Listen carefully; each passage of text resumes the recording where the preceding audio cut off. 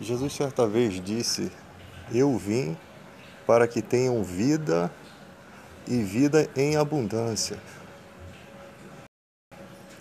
E ele também diz, né, que o mal, o diabo, ele não vem senão roubar, matar e destruir.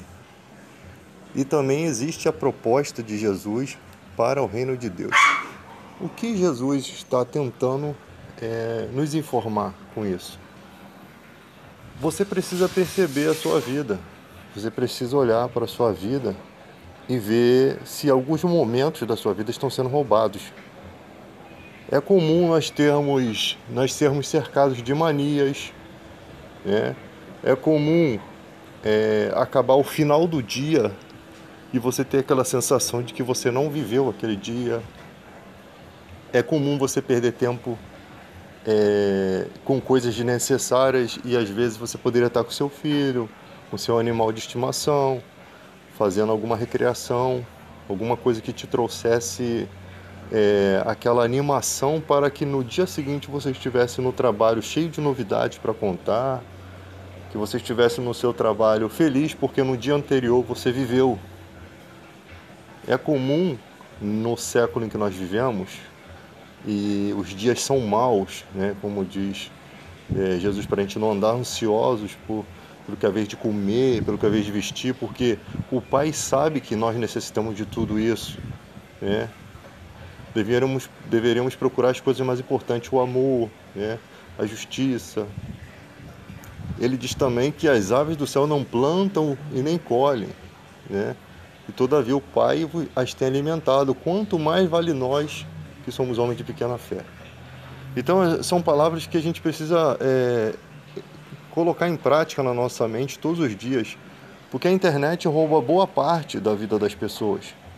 As pessoas arranjam tantos aborrecimentos, né? Às vezes até processos judiciais, coisas que vão trazer outros aborrecimentos na vida, preocupações, né?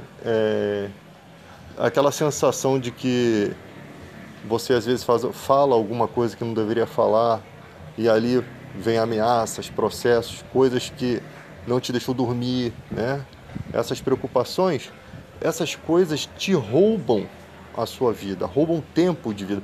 Tudo que rouba tempo, tudo que é desnecessário, tudo que é mesquinho, né? Aquela pessoa que está no dia da folga dela fazendo aquele trabalho por aquela miséria de dinheiro, aí ela pega aquela miséria que ela recebe para pagar uma conta, tipo assim, ela nem usa aquele dinheiro para um benefício, porque ela está tão encalacrada em dívidas que ela não consegue mais viver. A vida praticamente está desnutrindo ela. Pessoas que têm uma ideologia na mente de que os filhos têm que ter tudo do melhor. Se não tiver do melhor, né, elas não conseguem, às vezes vivem para mostrar para os outros alguma coisa, né? Elas não vivem mais para elas. Não digo que você não possa comprar o melhor para seus filhos, mas eu digo que pessoas que são escravas desse tipo de pensamento. Então, quando há uma proposta de vida abundante, de um reino, e esse convite de Jesus, porque o Evangelho é um convite, ele não é uma obrigação, ele não é uma imposição, né? Ele mostra que vinde a mim os que estão cansados e sobrecarregados, cansados e oprimidos do diabo. O diabo cansa, oprime. Ele tem uma forma de agir nesse mundo que eu não estou aqui para obrigar você a acreditar no que eu acredito, né? No que a Bíblia nos ensina e que os cristãos todos acreditam. Ele tem uma forma de oprimir muito além do que a gente possa imaginar. Então, você pode ter tudo na sua vida e não ter felicidade. Simplesmente seus filhos serem um aborrecimento na sua vida. Não que você quer o fim dos seus filhos, mas os seus filhos podem ser um aborrecimento tão grande que você nem tem motivação de vida. Eu ouço relatos de pessoas que odeiam seus filhos, tá? Que o amor se transformou em ódio. Olha que situação. Então essas pessoas precisam sair dessa dimensão aqui do real, né, de pararem de lutar contra a realidade e entrar na luta espiritual e meditar, em deixar na mão de Deus que Ele é o justo juiz e acreditar que Ele pode mudar todas as circunstâncias e que Ele vai dar o desígnio certo no final das coisas. Então, essa pessoa precisa entender que ela precisa sair dessa dimensão. E Jesus fazia isso no Monte das Oliveiras. Ele saía de todas aquelas frustrações, fugia das pessoas e ia para um lugar reservado com Deus. É.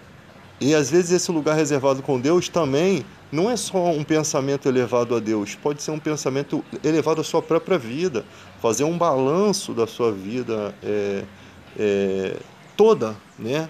Como está a vida financeira, o que eu preciso mudar, meus filhos precisam de plano de saúde, o mundo, os hospitais públicos são uma porcaria, eu preciso mudar isso, eu não posso ficar a vida toda dependendo da sorte, entende? Então você começa a pedir a Deus para que as coisas possam modificar nesse sentido, porque orações que são da vontade de Deus são orações que realmente vai trazer coisas boas para a sua vida, são orações que Deus atende porque são coisas boas, são coisas que elas não vão te causar tropeços, tá?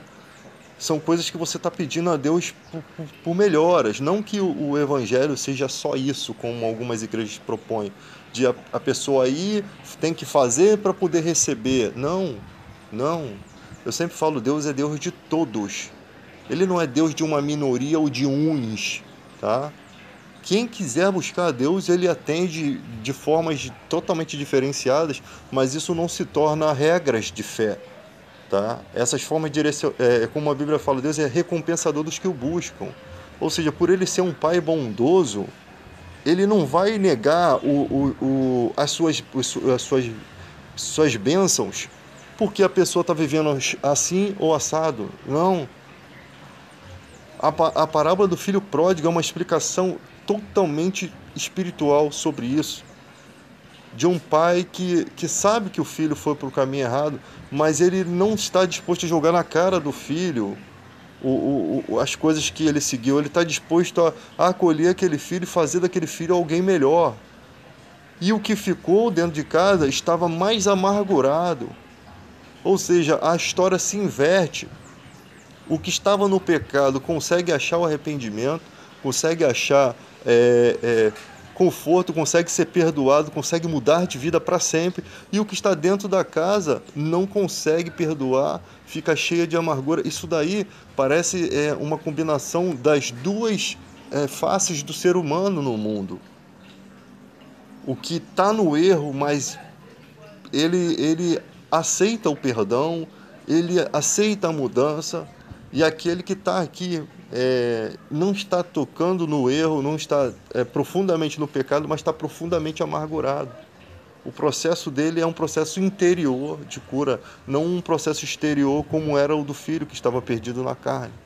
Então, tem dois filhos, um que internamente está modificado para o bem e um que e também externamente, né? E outro que não estava no pecado externo, mas internamente dentro dele ele não conseguia perdoar, ele não conseguia encontrar o amor, ele não conseguia encontrar a razão, ele não conseguia ver o amor de um irmão. Isso é uma mensagem muito forte do Evangelho, porque a gente precisa raciocinar sobre todas essas questões. Não adianta você ficar na internet tentando repreender pecados das pessoas. O que é nascido da carne é carne, o que é nascido do espírito é espírito. Quem está na carne vai se inclinar para a carne. A proposta que o Evangelho pregue o reino de Deus. Pregue o Evangelho, porque esse tem poder. A palavra de Deus jamais volta vazia. Se a gente começar a querer corrigir o mundo, sabe o que vai acontecer? Nós vamos ficar igual aquela série do professor lá, do Chaves, né? Do Chapolin, que ele era um professor, que ele tentou consertar um louco e depois quem ficou louco foi ele. Porque você fica cheio de amargura, você fica cheio de situações, de manias, você fica, às vezes, ao extremo. Alterações fisiológicas acontecem, mentais acontecem quando você tenta enfrentar todos os problemas de uma vez no mundo. Não. Quem está fazendo essa guerra é o Espírito Santo. Quem está fazendo essa guerra é Deus. Nosso papel é anunciar o Evangelho. Ah, mas eu não quero. Então não queira. Você é livre. As pessoas são livres. O Evangelho é uma democracia. Você é livre para escolher o Evangelho e é livre para viver fora dele. E a igreja precisa compreender isso, porque a igreja ela quer seguir o extremo como foi a época da Inquisição. Eu sempre digo que qualquer religião pode viver uma Inquisição, porque se trata de seres humanos, não é o propriamente dita religião, são os seres humanos que são cabeça dura. Ah, mas a igreja fez isso, fez aquilo. Não é só a igreja, tem outras religiões que fizeram coisas também em pleno século XXI. Tá? Nós temos casos aí absurdos, que eu não quero citar nome para não atrapalhar aqui a mensagem e de repente o YouTube bloquear minha mensagem. Mas não se trata disso, se trata de seres humanos que são falhos, que são às vezes ridículos, né, em seus comportamentos e também às vezes na ignorância, tá? Porque entra num sistema e é criado naquela época em que toda aquela ideologia era daquela forma, sem inconsistência alguma, as pessoas vivem daquilo como se fosse uma verdade absoluta e não conseguem enxergar a verdade.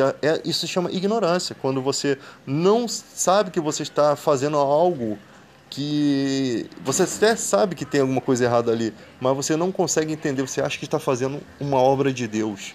Isso é uma religiosidade, isso é uma ignorância. Mas hoje, na era do conhecimento, nós temos videogames aí, cara, que forjam o cenário de um lugar completamente perfeito, sabe? Assim, com perfeição de imagem. Parece que os seus olhos estão entrando dentro daquilo. Olha que tecnologia que nós chegamos, como o Daniel disse, que a ciência se multiplicaria, né, nos últimos dias.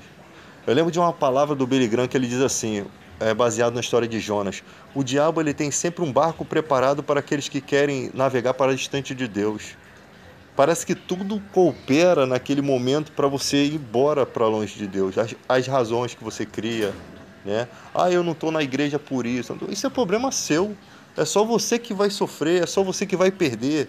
Jesus fala: o ramo que está em mim que não der fruto, eu arranco, mas o que der fruto eu limpo para que dê mais fruto. Então quem está perdendo na vida espiritual é cada pessoa. Ah, eu não quero mais a igreja por causa disso. Isso é problema seu. Não vá. Sabe, a gente fica se preocupando com as decisões que as pessoas, as desculpas que as pessoas dão. Isso é problema seu, a desculpa que você dá é problema seu. Se você quer, a igreja está aqui, ela não vai sair daqui. É igual a praia está lá, você não vai porque não quer. Ah, eu não vou na praia porque eu não tenho dinheiro, não vou na praia. Cara, pega um ônibus aqui, você vai ter na praia, entende? Às vezes as bênçãos estão ali, mas a gente não consegue ou faz todo um transtorno para não usufruir daquilo. Tem gente que acha que tem que ir à praia todo dia. Eu, se eu vou uma vez por 5 vezes ao ano, eu já fico feliz. Tem gente que acha que se morasse na frente da praia seria bom. Mas tem tantos problemas de se morar na frente da praia. Você tem que comprar um aparelho para sugar a maresia do ar. Você tem que cuidar dos aparelhos eletrônicos que vão estragar mais rápido. Quer dizer, para se morar ali, você tem que ter um custo de vida. Para se ter um custo de vida num país de hoje, ou você vai viver uma vida corrupta, ou você tem que ter uma fonte de renda muito boa. Então, às vezes, você não precisa morar lá. Você pode morar muito bem onde você mora, que às vezes você gosta muito. Pega o seu carrinho, vai à praia, volta da praia, vai para casa, dorme no teu cantinho e é feliz. Tá? Porque junto com bênçãos também vem grandes problemas. Então, o psicológico de você observar a vida, como você observa a si mesmo, você faz um balanço da sua vida, como é que foi hoje? Nós temos pessoas que estão vivendo de aluguel, estão trabalhando quase todos os dias. Essas pessoas não têm tempo nem para pagar suas contas.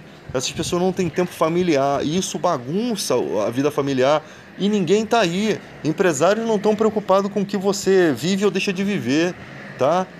Então o cara trabalha de segunda a sábado. Quando que essa pessoa vive? Quando que essa pessoa vai ser feliz? No dia que ela está de folga, ela só quer saber de cama. Ah, mas você não se diverte, mas você não sai. Pô, mas como é que eu vou sair? Eu não tenho motivação para sair, estou cansado. Imagina essa pessoa, a dificuldade que tem de viver. Só que você tem que determinar sobre a sua vida. Existem situações que você precisa pegar um serviço assim. Mas você vai passar a vida toda assim ou você vai procurar mudar de vida?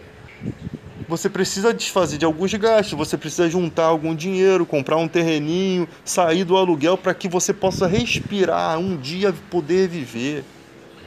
Não deixe, que se você deixar, a vida vai tomar todo o seu tempo, a sua felicidade.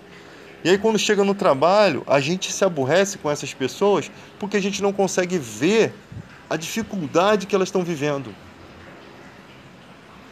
A gente não consegue entender a frustração do outro. Por isso que quando Jesus manda a gente amar os nossos inimigos, que a gente não consegue entender a frustração do outro. Aquela pessoa, ela chegou naquele limite por N situações, N motivações. Às vezes existem pessoas que já foram pessoas muito bondosas e se tornaram pessoas perversas, pessoas ruins. E essas pessoas não conseguem voltar mais, porque elas têm que manter aquela pose de poderoso. Elas têm que manter aquela pose na frente dos outros para não demonstrar fraqueza. E qualquer pessoa ligada a ela que demonstre alguma fraqueza é motivo de ódio, às vezes até na família. Então, gente, nós precisamos entender o perfil do alheio, o perfil do nosso semelhante, para que a gente possa conseguir transmitir o amor no momento certo. Porque o amor é a maior transmissão. Jesus disse assim: se vocês só amam os seus amigos, o que vocês estão fazendo de bom? Até as pessoas ruins fazem isso. Amam os seus. Você não está fazendo nada de diferente, nada que possa mudar nada. Você tem que amar a todos. Jesus foi lá na casa de Zaqueu contra todas as pessoas que tinham uma visão ruim de Zaqueu. Quando Jesus sai da casa de Zaqueu, Jesus não manda Zaqueu fazer nada. Ele toma uma determinação. A partir daquele dia, as coisas que ele conversou com Jesus mexeram com o coração dele. E quando você mexe com o coração de uma pessoa, já era. Às vezes uma palavra que você fala para aquela pessoa pode mudar ela para o bem ou para o mal. Tá? Uma palavra que você dá ali que quando vem de Jesus, que transmite bênção, né? Transforma a vida do Zaqueu. Ali ele, hoje mesmo, se eu defraudei alguma coisa, eu vou restituir de acordo com a lei 4 vezes mais e vou doar metade dos meus bens aos pobres. Imagina Zaqueu chegando em casa, se a mulher dele fosse da mesma onda que ele, ela ia ficar irritada, Zaqueu já ia arrumar um problema.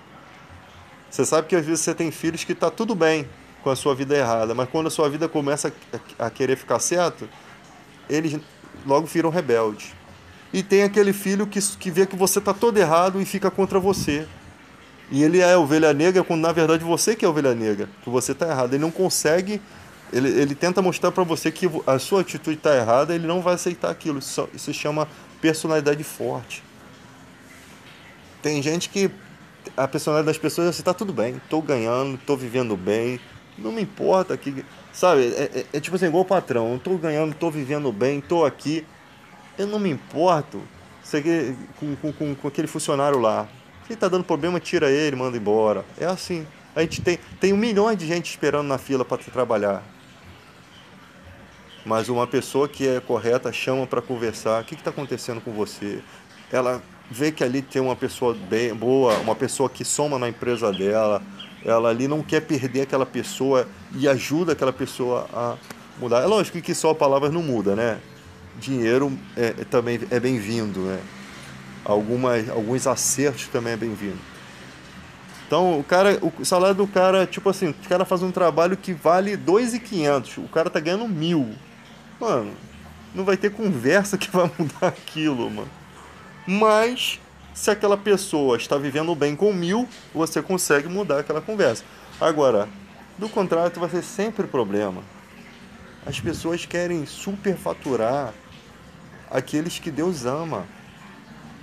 As pessoas querem lucrar sobre o ser humano, gente. Aquilo que Deus ama. O reflexo vai vir sobre a sua vida. Você tem que ver pessoas como seres humanos. Você não pode ver como máquina, como catracas de um relógio. Você tem que vê-las como seres humanos. Você tem que abençoá-los. Porque quanto mais você abençoar, né, dai e dar-se-vos-á, boa medida, recalcada, sacudida vos darão. Com a mesma medida que você medir, também vos medirão. Às vezes o cara é empresário riquíssimo assim, mas tem ali as suas dificuldades e ele começa a ser um abençoador. Sabe o que acontece?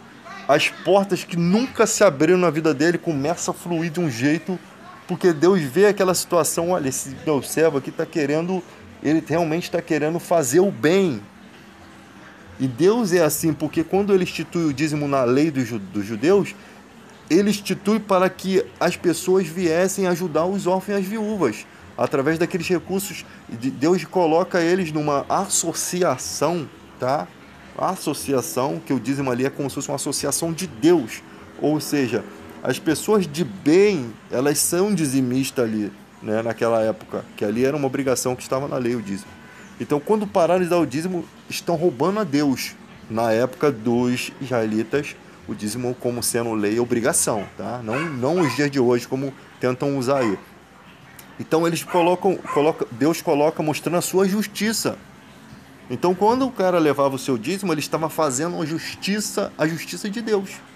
Ele estava operando a justiça de Deus para a humanidade, mostrando como Deus é, a preocupação de Deus com órfãos e viúvas. Que sempre... E isso faz com que as pessoas consigam enxergar o amor de Deus. Entende? Por quê? Porque suas leis são justas. É pelas leis justas. Então, quando uma pessoa fala assim, mas por que Deus fez o fruto lá no jardim? Olha, eu não sei. Eu só sei que Deus é amor. Eu não sei, como Paulo diz, a loucura de Deus é mais sábio que o homem. Então, eu não sei por quê.